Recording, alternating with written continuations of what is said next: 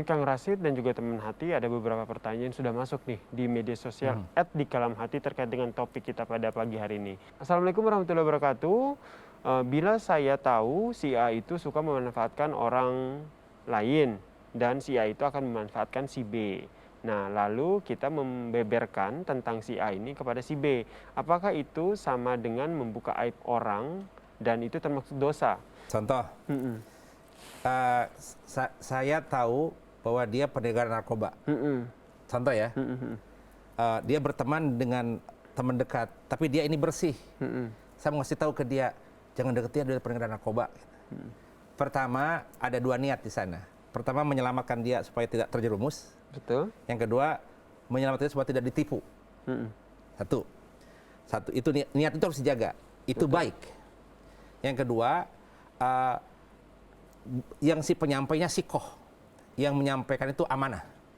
Contoh, kalau mau menyampaikan itu kepada yang soalnya gini kayak Yasir, dalam agama tipis sekali antara gibah dan fitnah. Nah itu tuh.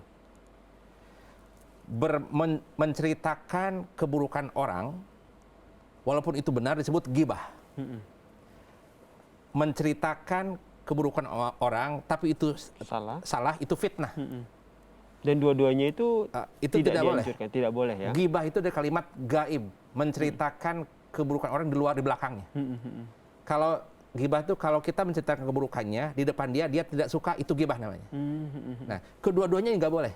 Gibah juga nggak boleh, walaupun benar itu faktanya. Fitnah lebih dahsyat. Itu bahkan sampai Nabi menganalogikan kalau engkau fitnah kepada saudaramu, engkau sama dengan membunuhnya, karena dahsyat dosanya besar.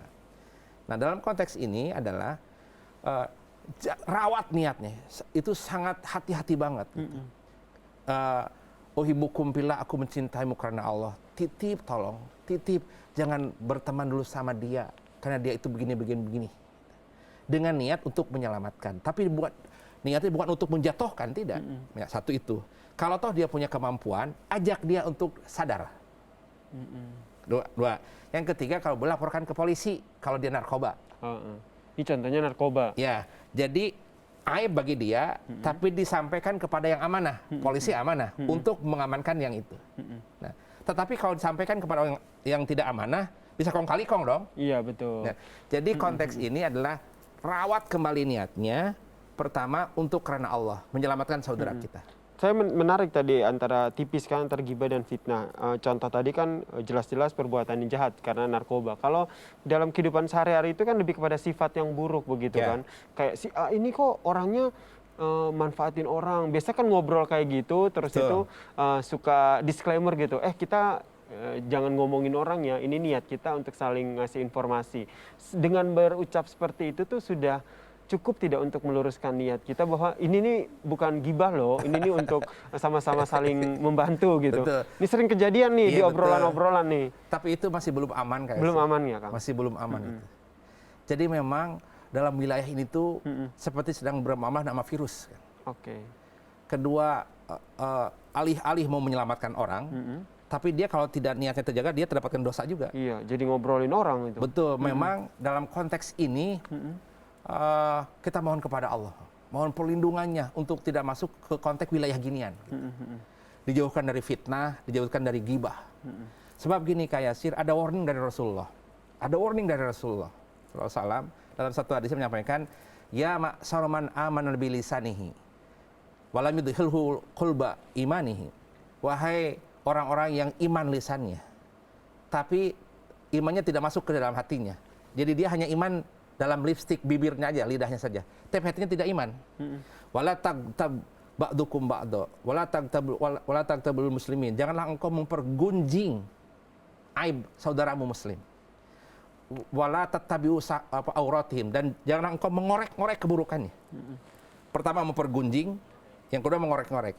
Sebab gini kayak Yasir, kalau engkau mempergunjing saudaramu, mengorek-ngorek aib saudaramu, nanti akan Allah korek-korek dirinya.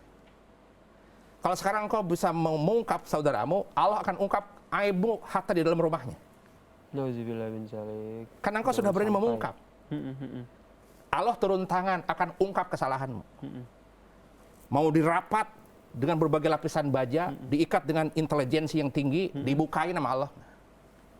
Berarti meluruskan niat itu penting ya, walaupun Penting niat sekali. kita itu untuk kebaikan, kayak membuka aib seseorang atau orang yang kita kenal kepada orang lain, tapi demi niat yang baik begitu. Tapi benar-benar niatnya itu harus benar-benar harus Betul dipastikan sekali. ya. Maka memang sekali mohon kepada Allah, ya Allah lindungi dari fitnah, lindungi dari sifat-sifat buruk ini. Yang jelas jaga dirimu, jangan membuka aib dirimu dan aib saudaramu. Nanti Allah akan ungkap. Oke. Tutupin.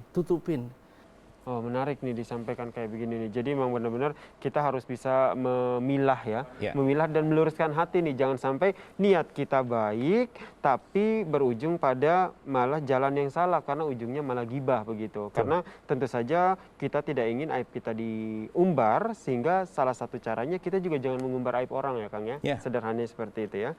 Biarkanlah Allah yang menjaga aib kita. Terima kasih Kang Rashid buat tausiahnya pada pagi hari ini. Semoga apa yang tadi disampaikan oleh Kang Rashid ini bisa bermanfaat untuk kita semua dan bisa kita aplikasikan nih dalam kehidupan kita sehari-hari.